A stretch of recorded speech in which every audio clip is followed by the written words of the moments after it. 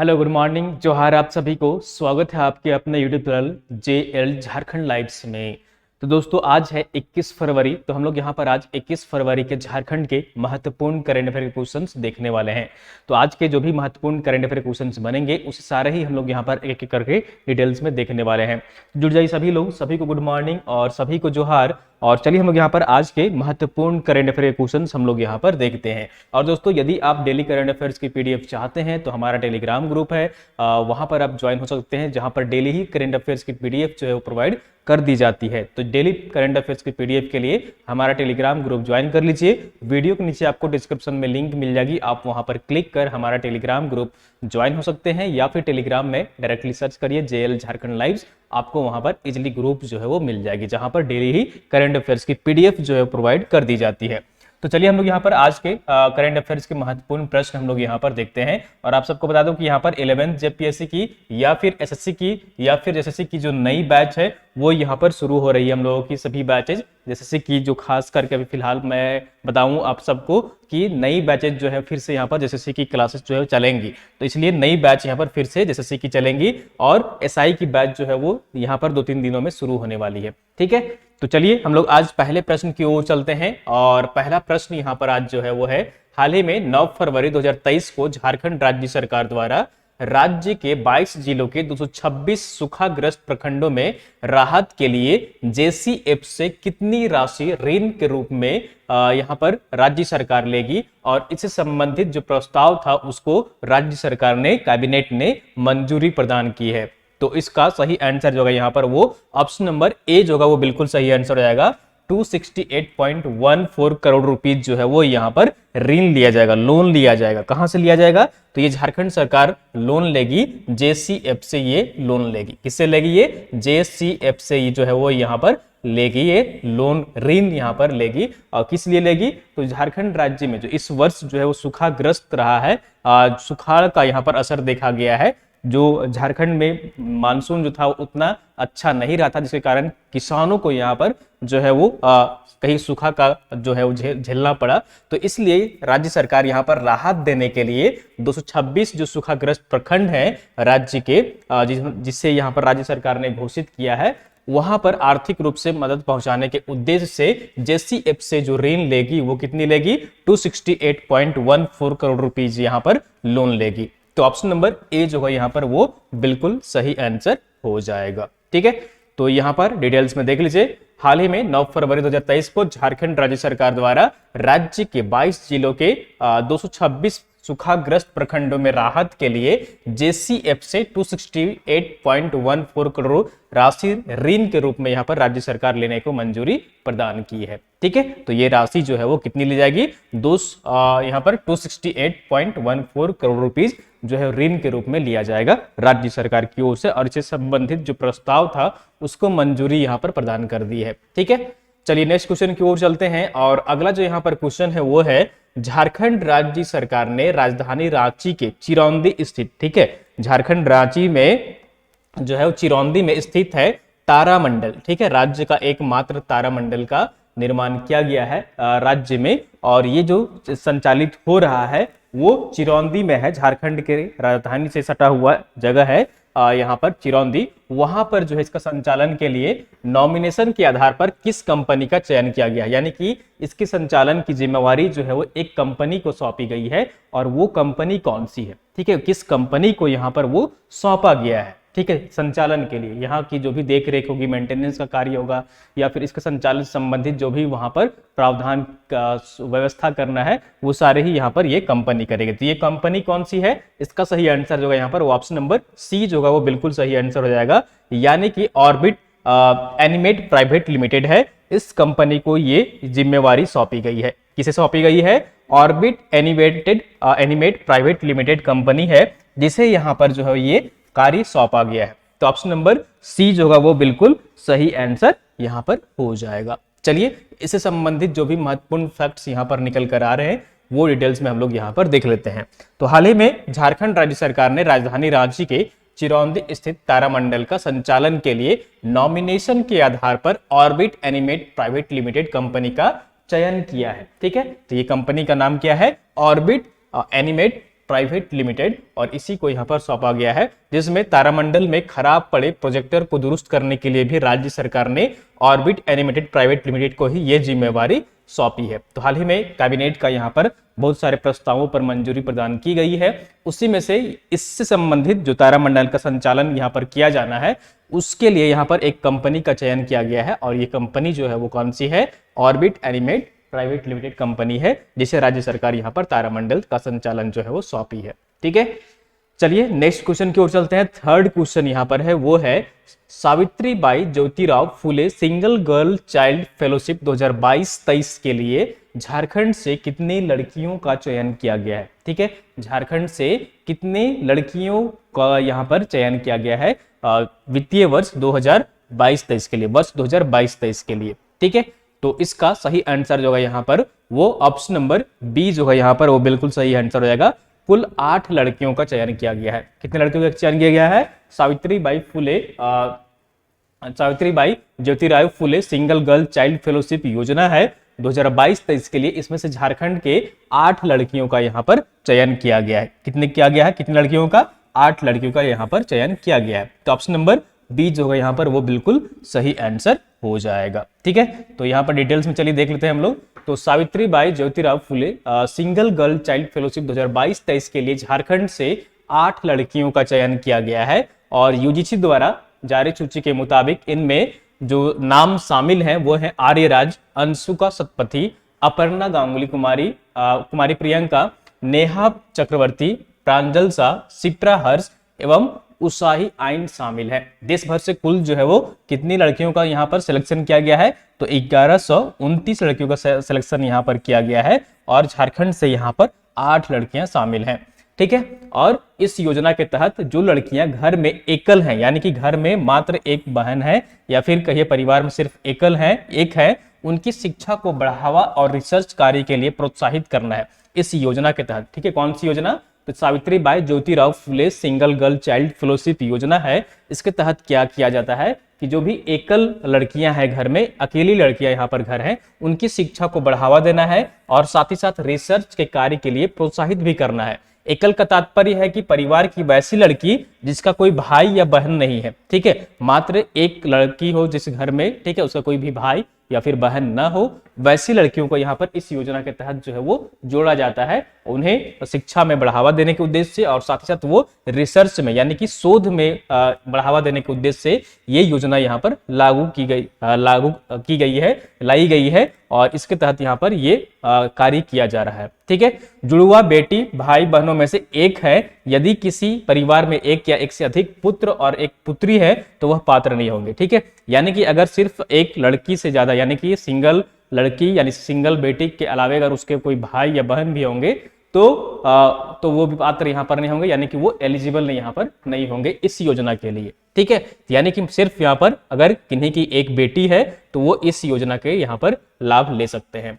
5 वर्ष के लिए फेलोशिप योजना जो है वो यहाँ पर दी जाएगी। जो जूनियर रिसर्च फेलोशिप होंगे उनको यहाँ पर 31,000 रुपये, ठीक है, 31,000 रुपीज जो है पर मंथ यहाँ पर दिया जाएगा, और जो यहाँ पर सीनियर रिसर्च फेलो होंगे, ठीक है, उनको यहाँ पर 35,000 रुपया दिया जाएगा। ठीक है, इसी प्रकार दिव्यांग को भी यहाँ पर 35,000 रुपया जो है वो प्रति माह यहाँ पर दिया जाएगा। ठीक है, लाभार्थियों को छात्रावास की यानी कि रहने की भी यहाँ पर सुविधा जो है वो उपलब्ध कराई जाएगी। ठीक है, तो ये सभी इस योजना के अंतर्गत यहाँ पर किया जाना है। इस योजना के तहत मानविकी और सामाजिक विज्ञान की छात्राओं अन्य खर्च के लिए हर साल 10-10 हजार रुपये 2 वर्ष के लिए तथा 25,000 रुपये शेष कार्य के लिए दिए जाएंगे। ठीक है, तो यहाँ पर सामाजिक विज्ञान की छात्रा जो होंगे उनको यहाँ पर हर वर्ष जो है वो 10-10 हजार 2 वर्षों के लिए और 25,000 रुपये शेष कार्यकाल के लिए यहाँ पर दिए जाएंगे। वहीं विज्ञान और जो इंजीनियरिंग टेक्नोलॉजी के हर छात्रा होंगे यहाँ पर उनको 12,000 रुपये दिया जाएगा,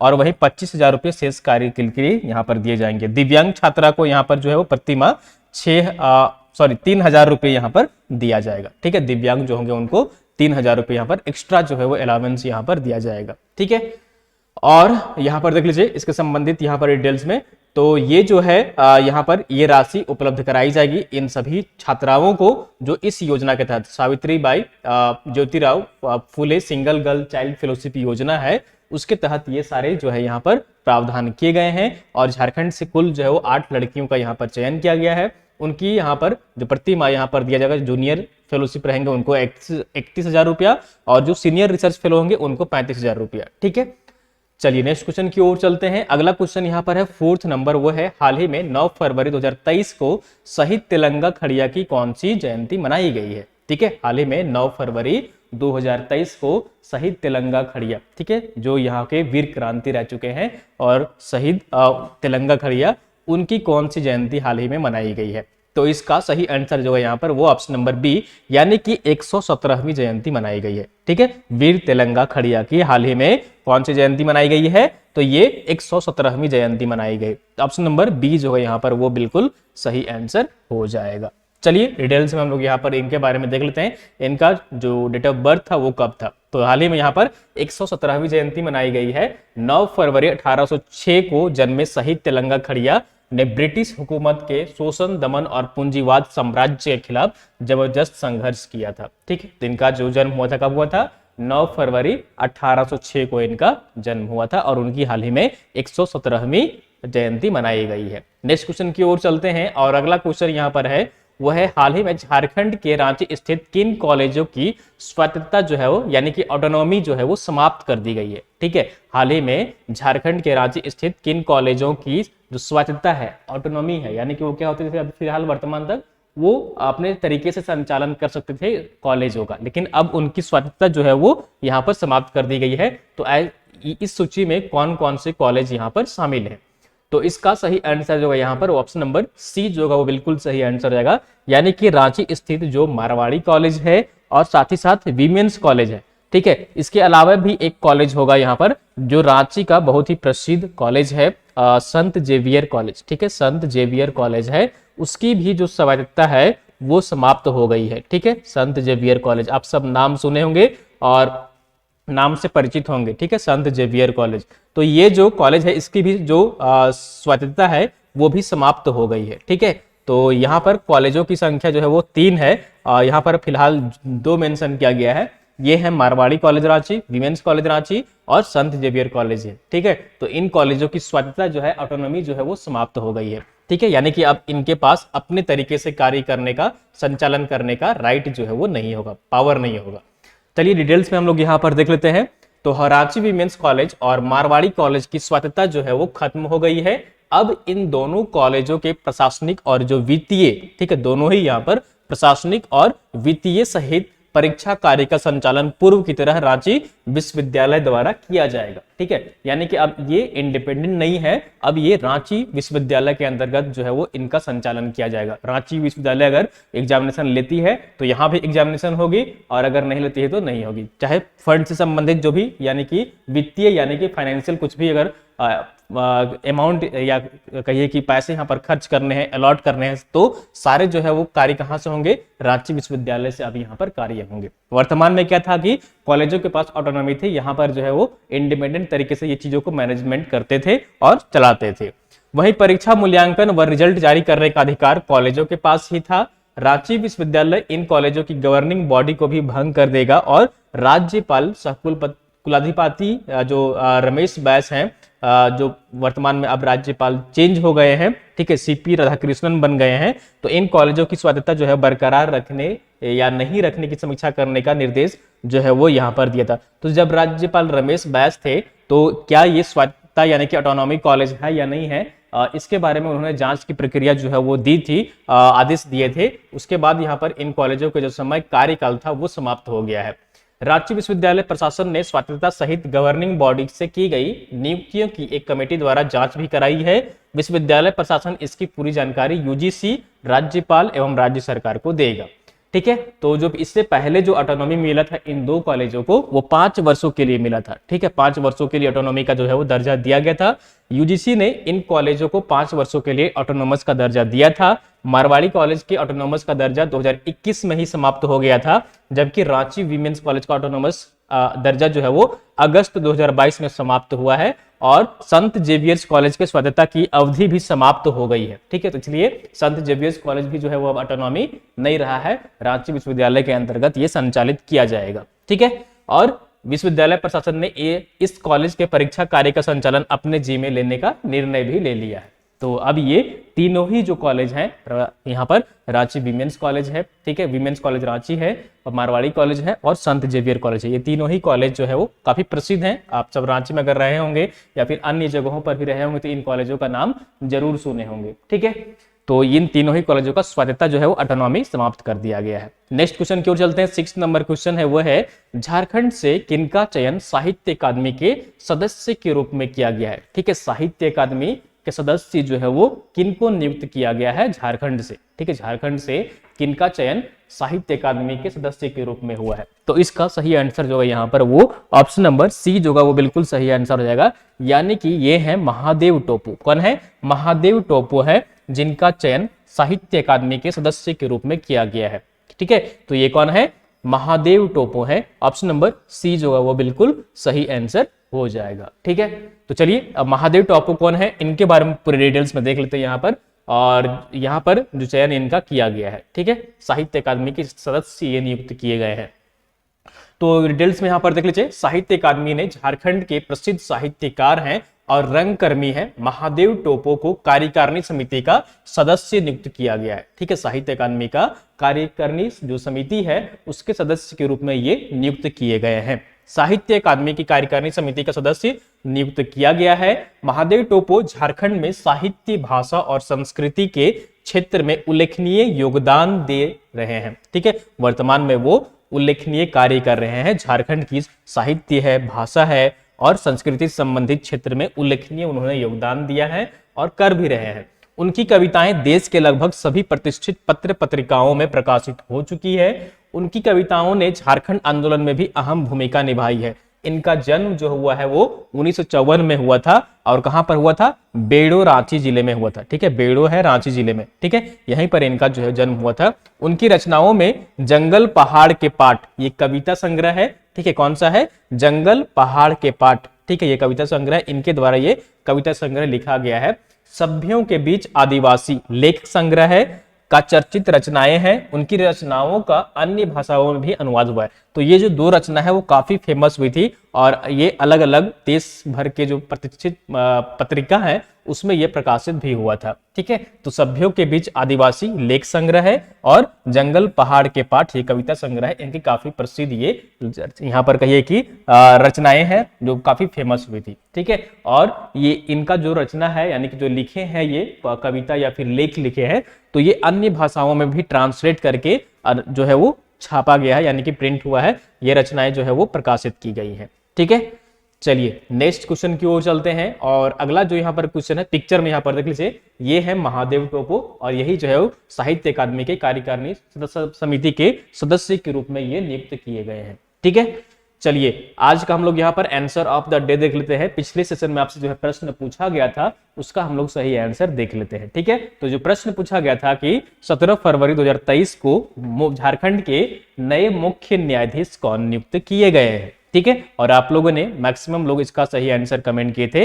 इसका जो राइट आंसर होगा यहाँ पर वो कौन सा हो जाएगा? ऑप्शन नंबर सी जो होगा वो बिल्कुल सही आंसर हो जाएगा। संजय कुमार मिश्रा है जो कि झारखंड के नए मुख्य न्यायाधीश के रूप में नियुक्त किए गए हैं, ठीक है। और ये कितने नंबर के यहाँ पर न्यायाधीश है? झारखंड राज्य के 14वें नंबर के ये जो है वो मुख्य न्यायाधीश है, ठीक है। याद रखिएगा 14वें नंबर के ये मुख्य न्यायाधीश हैं झारखंड के। इससे पहले कौन थे? तो डॉक्टर रवि रंजन थे, ठीक है। कौन थे? डॉक्टर रवि रंजन थे, जिनका कार्यकाल जो है वो समाप्त हो गया है, ठीक है। वो 13वें नंबर के वे मुख्य न्यायाधीश थे, ठीक है। तो ये सारी बातें आप यहाँ पर याद रखिएगा। चलिए डिटेल्स में हम लोग यहाँ पर देख लेते हैं, ठीक है। तो उत्तराखंड हाईकोर्ट के ये इससे पहले वो जस्टिस रहे थे, और उनको अब यहाँ पर झारखंड का वो मुख्य न्यायाधीश जो है वो नियुक्त किया गया है, ठीक है। और डॉक्टर रवि रंजन जो है वो इससे पूर्व यहाँ पर मुख्य जो कहिए कि यहाँ पर जस्टिस रहे थे, और अभी जो वर्तमान में कार्यरत हैं कार्यकारिणी यानी कहिए कि एक्टिंग चीफ जस्टिस के रूप में यहाँ पर अपरेश कुमार सिंह थे जो कि वर्तमान में कार्य कर रहे थे, ठीक है। और भी हमने चीजें आपसे पूछी थी कि आपको कमेंट करके कमेंट बॉक्स में बताना था कि यहाँ पर झारखंड राज्य की जो प्रथम कहिए कि यहाँ पर महिला जो मुख्य न्यायाधीश बनी थी वो कौन बनी थी। और आप लोगों में मैक्सिमम लोग नहीं कमेंट किए थे, सिर्फ किसी किसी ने यहाँ पर कमेंट किया था और एक कमेंट आया था, ठीक है। मैं वो कमेंट पढ़ना चाहूंगा और उनका जो नाम है, ठीक है, उनका जो नाम है, एक मिनट में देख ले रहा हूँ, ठीक है। उनका जो नाम है, ठीक है, जिन्होंने कमेंट किया था वो है स्मृति स्नेहा, ठीक है, स्मृति स्नेहा। उन्होंने कमेंट किया है कि जो पहली महिला मुख्य न्यायाधीश झारखंड में रही थी वो ज्ञान सुधा मिश्रा रही थी। कौन रही थी? ज्ञान सुधा मिश्रा रही थी, ठीक है, पहली यहाँ पर मुख्य न्यायाधीश, महिला मुख्य न्यायाधीश, ठीक है। झारखंड में कुल जो जजों की संख्या, यहाँ पर मैक्सिमम सीट होने की संख्या है वो 25 है, यानी कि 25 से ज्यादा यहाँ पर मुख्य न्यायाधीश जो है वो, न्यायाधीशों की संख्या यहाँ पर जस्टिस की संख्या नहीं हो सकती है, ठीक है। मैक्सिमम जो है वो 25 ही हो सकती है, ठीक है। झारखंड जुडिशियल एकेडमी का जो गठन हुआ था वो कब हुआ था? वर्ष 2002 में हुआ था। झारखंड हाईकोर्ट का स्थापना कब हुआ था? 15 नवंबर 2000 को हुआ था, ठीक है। और साथ ही साथ जो है वो झारखंड में प्रथम बार बेंच का, रांची में जो हाईकोर्ट है यहाँ पर उसमें प्रथम कहेंगे फर्स्ट टाइम जो बेंच गठन किया गया था वो 1976 में किया गया था, ठीक है। यानी कि जिस समय बिहार था वो 1976 में ही यहाँ पर जो है वो बेंच का गठन यहाँ पर कर दिया गया था अस्थायी रूप से, ठीक है। तो ये सारे महत्वपूर्ण फैक्ट्स यहाँ पर याद रखिएगा। चलिए नेक्स्ट क्वेश्चन की ओर चलते हैं। तो ये पिक्चर में यहाँ पर देख लीजिए, ये है झारखंड के नए मुख्य न्यायाधीश, ठीक है। चलिए आज का हम लोग यहाँ पर प्रश्न देख लेते हैं और क्वेश्चन ऑफ द डे है, इसका सही आंसर आप सबको कमेंट करके कमेंट बॉक्स में बताना है, ठीक है। कोशिश करिएगा इसका सही आंसर आप सब कमेंट करने का, ठीक है। कमेंट करने में कुछ भी नहीं आता है, कमेंट करिए, अपना आंसर करिए, चीजें आपको याद रहेंगी, ठीक है।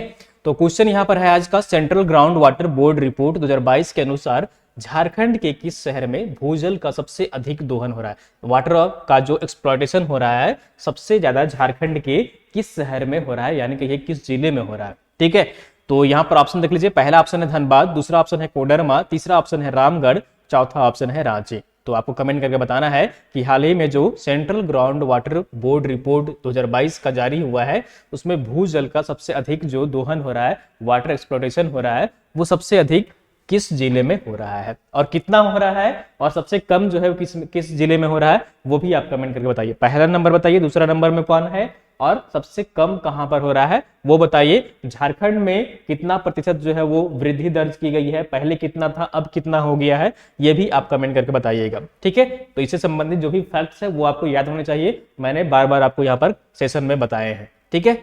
तो इसका सही आंसर आप सब कमेंट करने का प्रयास करिएगा कमेंट बॉक्स में, ठीक है। तो दोस्तों ये थी यहाँ पर आज की झारखंड की महत्वपूर्ण करंट अफेयर क्वेश्चन। और आप सबको बता दूं कि 11 जब पीएससी की हो, ठीक है, एसएससी की हो, सेंट्रल की, चाहे वो सीजीएल की हो, सीएचएसएल की हो, एमटीएस की हो, या फिर झारखंड एसआई की बैच जो है वो हम लोग यहाँ पर ये एसआई का बैच जो है जल्दी शुरू होने वाला है, ठीक है। बाकी सारी बैचेज जो है यहाँ पर शुरू हो गई हैं। तो अगर आप ऑनलाइन या ऑफलाइन माध्यम से जुड़ना चाहते हैं क्लासेस से, तो हमारा यहाँ पर क्लासेस से ज्वाइन हो सकते हैं। ऑफलाइन के लिए हमारा ब्रांच विजिट कर सकते हैं, या फिर ऑनलाइन से अगर आप जुड़ना चाहते हैं तो हमारा ऐप है झारखंड लाइव्स, आप उसे डाउनलोड कर लीजिए, वहां पर सारी क्लासेस आपको जो है वो मिल जाएंगी, ठीक है।